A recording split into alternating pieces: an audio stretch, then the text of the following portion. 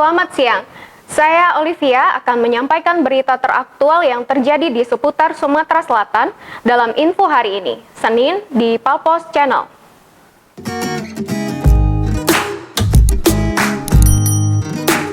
Bencana alam tanah longsor kembali terjadi di Kabupaten Empalawang pada Minggu 26 September 2021.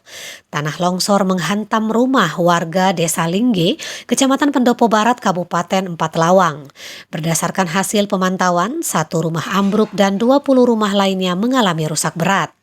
Rumah yang rusak berat sebanyak 11 unit di Desa Lingge, Desa Tanjung Raya 7 rumah, dan Desa Rantau Dodor sebanyak 3 rumah. Tak hanya menghantam rumah, longsor juga menutup ruas jalan sepanjang puluhan meter yang mengakibatkan lalu lintas Empalawang ke Pahyang Bengkulu lumpuh total.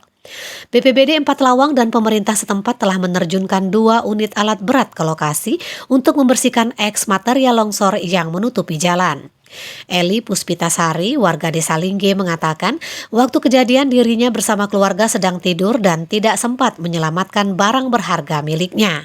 Sementara pejabat Kades Lingge, Sarni, mengatakan warga yang rumahnya rusak berat akibat tertimbun longsor mengungsi di rumah keluarga masing-masing.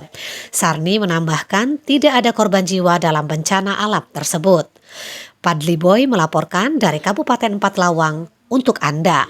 Dari awal bahwa tadi malam kira-kira mulai jam 10 di Kecamatan Talang Padang, tepatnya di Desa Pasang Talang Padang dan Desa Lapar Baru terjadi hujan deras, sehingga puncaknya pada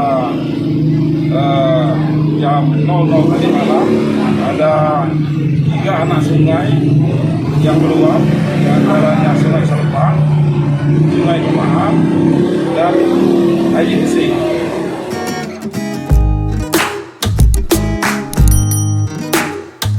Demikian info hari ini, saya Olivia dan segenap kru yang bertugas undur diri.